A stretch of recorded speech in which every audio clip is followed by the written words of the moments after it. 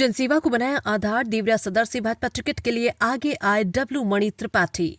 Bharatiya Janata party के वरिष्ठ नेता विजय प्रताप मणि उर्फ डब्लू मणि त्रिपाठी ने गुरुवार को प्रेस वार्ता कर देवरिया सदर विधानसभा सीट से अपनी दावेदारी सार्वजनिक रूप से पेश की। उन्होंने स्पष्ट शब्दों में कहा कि वर्षों से संगठन और जनता के बीच रहकर किए गए निरंतर कार्य के आधार पर वे टिकट के पूर्ण रूप से हकदार हैं। भावुक लेकिन आत्मविश्वास से भरे अंदाज में उन्होंने कहा, मैं जनता को बुलाकर दरबार नहीं लगाता, बल्कि खुद उनके बीच जाकर समस्या सुनता हूं और समाधान कराता हूं।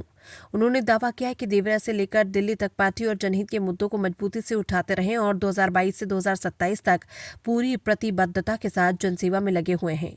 डब्लू मणि त्रिपाठी ने केंद्र व प्रदेश की भाजपा सरकार की जनकल्याणकारी योजनाओं का उल्लेख करते हुए कहा कि गांवों में सड़क निर्माण तेजी से आई है, किसानों को किसान सम्मान निधि मिल रही है, गरीबों को मुफ्त इलाज और राशन की सुविधाओं का लाभ मिल रहा है। उन्होंने ये भी कहा कि बिजली, ट्रांसफार्मर और अन्य बुनियादी समस्याओं के समाधान के लिए वो लगातार अधिकारियों से संघर्ष कराते रहे हैं। प्रेस वार्ता के अंत में उन्होंने विश्वास जताया कि पार्टी नेतृत्व उनके कार्यों को देखते हुए इस बार उन्हें अवसर देगा और जनता के आशीर्वाद से वे देवरिया सदर सीट जीतकर विधानसभा पहुंचेंगे। ये बयान देवरिया की भाजपा राजनीति में टिकट को लेकर बढ़ती सरगर्मी और आंतरिक प्रतिस्पर्धा की तस्वीर भी सामने लाता है। देवरिया से विवेक प्रताप सिंह की रिपोर्ट।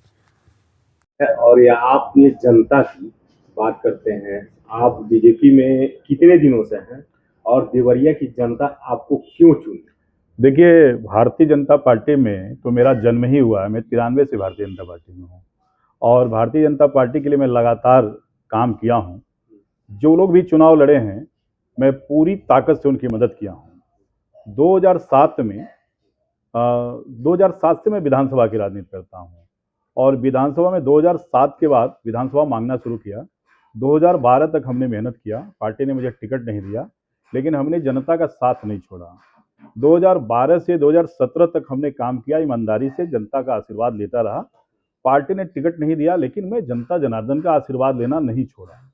2017 से मैंने 2022 के लिए काम किया। 2020 में उपचुनाव हुआ, पार्टी ने टिकट नहीं दिया। 2020 से मैं 2022 तक काम किया, बहुत ईमानदारी से लोगों के मरने में, जीने में, दुख में, सुख में मैं पहुंचता रहा। पार्टी ने टिकट नहीं दिया।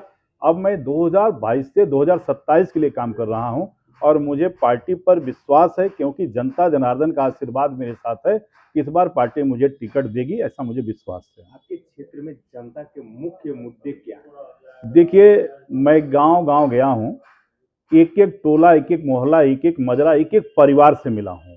देखिए, गांवों में सड़कों की थोड़ी बहुत समस्या है। भारतीय जनता पार्टी की जब से सरकार बनी है, सड़क के क्षेत्र में भी काम हुआ है, किसानों का भी काम हुआ है। अंत्योदय कार्ड के माध्यम से, पात्र गृहस्थी के माध्यम से गरीबों को राशन मिल रहा है, जिससे सीधा जनता को फायदा हो रहा है। आयुष्मान कार्ड के माध्यम से 5 लाख रुपए की दवाई फ्री में हो रही है, जबकि पहले के जमाने में दवाई के अभाव में लोगों की मृत्यु हो जाया करती थी। आज वो दवाई फ्री में मिल रहा है। किसान सम्मान निधि का लाभ सीधे जनता को पहुंच रहा है। बिजली ओवरलोडिंग से भी लोग परेशान हैं। जो क्षेत्रीय नेता हैं, उनके वजह से थोड़ी समस्याएं हैं, क्योंकि गर्मी के महीने में जब ट्रांसफार्मर जल जाता है, माताएं बहनें छतों पर अपने बच्चों को लेकर घूमती हैं और हमें देखता हूं, बहुत दर्द होता है। मैं अधिकारियों से लड़ता हूं, लड़के बहुत से गांवों में हमने ट्रांसफार्मर लगवाया है, जबकि क्षेत्र के लोग जानते हैं। मेरा मेन ये मुद्दा है, जिस दिन मैं विधायक बनूंगा, जब भी ट्रांसफार्मर जलेगा उसी समय लगेगा, क्योंकि सरकार की मंशा भी है कि ट्रांसफार्मर जले तो 24 घंटे के अंदर लगेगा। जनता आपको क्यों चुने? क्यों? देखिए, जनता मुझको इसलिए चुनेगी कि मैं गरीब लोगों में काम करता हूं। जब भगवान राम लंका में गए थे तो किसी राजा को लेके नहीं गए थे, वो राजा दशरथ के लड़के थे। वो चाहते तो बहुत राजा को ले जाते, वो आदिवासी को ले गए, वनवासी को ले गए, बानर को ले गए, भालू को ले गए और लंका जीत के आए। तो मैं भी गरीब लोगों के आशीर्वाद से देवरिया जीत के जाऊंगा, क्योंकि मैं गरीब लोगों में काम करता हूं। मैं आप लक्ष्मीपुर, गुररिया, मोहनमठ, रसौली, तेंदुबारी, बमनौली, दुबे टोला, पोखरा टोला, लालमन टोला, सब में मैं घूमा हूँ। उधर आप बेलवा पांडे, सौना लक्ष्मण, सौना परशुराम, गोपालपुर, आप चिलौना जाइए, विनायक जाइए, रसरी जाइए, आप साणा सड़नी, असनहर, फतरहट, इस सभी गांव में मैं घूमा हूँ। लंका टोला, मुड़िकटवा टोला, संत टोली में सब में मैं गया हूँ। करमाजितपुर, कालावन, भटौली बुजुर्ग, भटौली खुर्द, आप बेलही जाइए, निभही जाइए, बंसैया जाइए, नारायणपुर तिवारी जाइए। आपकी पार्टी जो है हर समय यहाँ पे जो तैयारी करते हैं उनको टिकट नहीं देती है, बाहरी लोगों की एंट्री हो जाती है, इस पर क्या कहेंगे आप? देखिए, मैं नीचे काम करता हूँ, गरीबों का आशीर्वाद लेता हूँ, जनता में मैं बहुत मजबूत हूँ। कुछ बड़े नेताओं का मैं शिकार हो गया, लेकिन मुझे इस बार विश्वास है, क्योंकि मैं देवरिया से लेके लखनऊ और दिल्ली तक काम कर रहा हूँ। महीने में मैं 20 दिन 25 दिन अपने क्षेत्र में घूमता हूँ, तो 5 दिन लखनऊ और दिल्ली भी जाता हूँ। इस बार जनता में भी मैं हूँ, ऊपर भी मैं हूँ। जनता में तो पहले भी था, ऊपर मैं बहुत कमजोर था।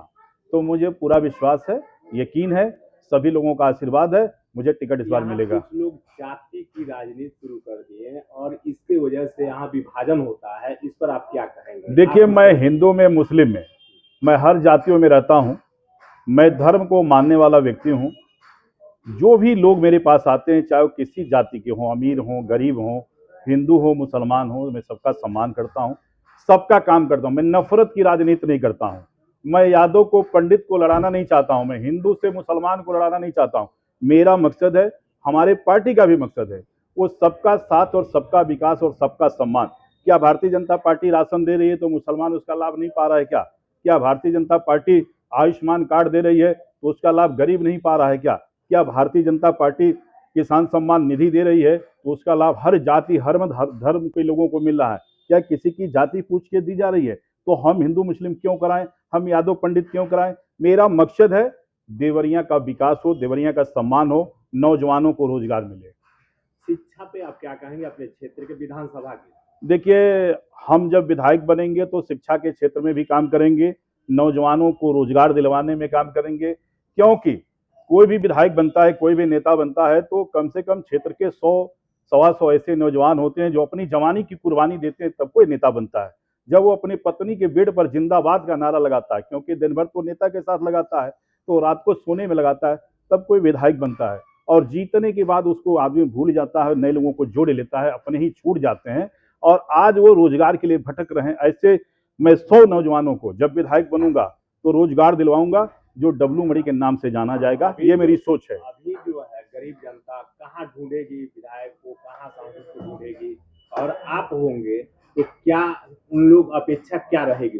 देखिए, हम होंगे तो हम गांव स्तर पे चौपाल लगाएंगे, हम जाएंगे, हम जमीन पर बैठते हैं, हम दर्री पे बैठते हैं, हम हर परिवार से व्यक्तिगत जुड़े हैं। पूरे विधानसभा के हर व्यक्ति का गांव स्तर पर मेरा नंबर सबके पास है। जिनको जरूरत होती है मैं उनके घर पहुंचता हूं। मैं जनता दरबार नहीं लगाता हूं, मैं जनता के घर जाता हूं, क्योंकि मैं जनता का नेता हूं और जनता के बीच में रहूंगा। और आने वाले दिनों में मैं गांव में ही रहूंगा, गांव में ही सोऊंगा और वहीं से घूमना शुरू करूंगा। पार्टी अगर टिकट नहीं देती है तो आप क्या करेंगे? पार्टी क्यों टिकट नहीं देगी? मैं ग्राउंड लेवल पर मजबूत हूं। पार्टी सर्वे कराएगी, सर्वे में मैं नंबर 1 आऊंगा और पार्टी का जो मानक है उस मानक पे मैं खरा उतरूंगा। तो पार्टी को भी तो जिताऊ कैंडिडेट चाहिए, तो पार्टी हमें क्यों नहीं देगी? पार्टी हमें टिकट देगी, हमें पूर्ण रूप से विश्वास है। मैं भारतीय जनता पार्टी का मूल कार्यकर्ता हूं, वो आज से नहीं हूं। मैं 93 से भारतीय जनता पार्टी की राजनीति कर रहा हूं और भारतीय जनता पार्टी के लिए मैंने ईमानदारी से काम किया है। जो भी नेता लड़ा हो, चाहे माननीय कलराज जी चुनाव लड़े हों, चाहे माननीय रमापत जी चुनाव लड़े हों, चाहे उसके पहले जनरल त्रिपाठी साहब चुनाव लड़ते थे, स्वर्गीय श्री निवास मणि त्रिपाठी जी चुनाव लड़ते थे, मैं सबके साथ ईमानदारी से रहा हूं और अपना रुपया पैसा लगा करके रहा हूं। मैं किसी का चाय तक नहीं पिया हूं। सदर अस्पताल समाप्त होने के बाद देवरिया के लोगों को परेशानी पहुंच जाती है और इस पे कोई ध्यान नहीं दिया। देखिए, वो बड़े लेवल का मामला है। जब हम लोग उस स्तर पर आएंगे तो उस पर बात करेंगे। हमारे माननीय सांसद जी हैं, वो देवरिया के विकास के लिए लगे हुए हैं और निश्चित ही देवरिया में कुछ परिवर्तन उनके नेतृत्व में होगा, क्योंकि वो सबका साथ, सबका विकास और सबका सम्मान करते हैं। क्षेत्र में आप रहे 93 से बता रहे हैं, और सबसे बड़ी जटिल समस्या ग्रामवासियों के लिए, जनता के लिए क्या आपको नजर आया? देखिए, जनता के लिए तो समस्याएं हैं, हमारी सरकार उस पर काम कर रही है। सबसे बड़ी समस्या थी भूखमरी की, उस क्षेत्र में भारतीय जनता पार्टी ने काम किया राशन दे करके। सबसे बड़ी समस्या जनता की थी दवाई की। उस दवाई में माननीय उत्तर प्रदेश के मुख्यमंत्री, लोकप्रिय मुख्यमंत्री, भारत के प्रधानमंत्री ने आयुष्मान कार्ड दे करके उस गरीब जनता को 5 लाख रुपए के फ्री दवा की व्यवस्था कराया है। समस्या थी गरीबी की, तो किसान सम्मान निधि के नाम पर लोगों को पैसे मिल रहे हैं। सड़क की समस्या है तो सड़क मेरे हिसाब से भारतीय जनता पार्टी की सरकार में बहुत ज़्यादा बने हैं। गरीबों के घर के लिए सरकार आपकी क्या की है? गरीबों को आवास सरकार हमारी दे रही है, गरीब को आवास बन रहा है, बहुत ज्यादा आवास बने हैं। अभी ये क्या चल रहा है? अभी डीएम ने एक ये जारी किया था वीडियो कि सबके खाते में 1 लाख रुपया सरकार ने भेजा, किसी अदरवाइज व्यक्ति को पैसा न दिया। इस पर आप क्षेत्र में क्या कहेंगे? देखिए, हमारी सरकार जो भी पैसे दे रही है, जिस भी क्षेत्र में दे रही है, चाहे वो किसान सम्मान निधि हो, चाहे वो आवास का पैसा हो, चाहे सरकारी कोई भी लाभ हो, वो जनता के सीधे खाते में पैसा पहुंच रहा है, तो उसमें बिचौलियों का कोई भूमिका नहीं है। ये मैं आपको बताना चाहता हूं।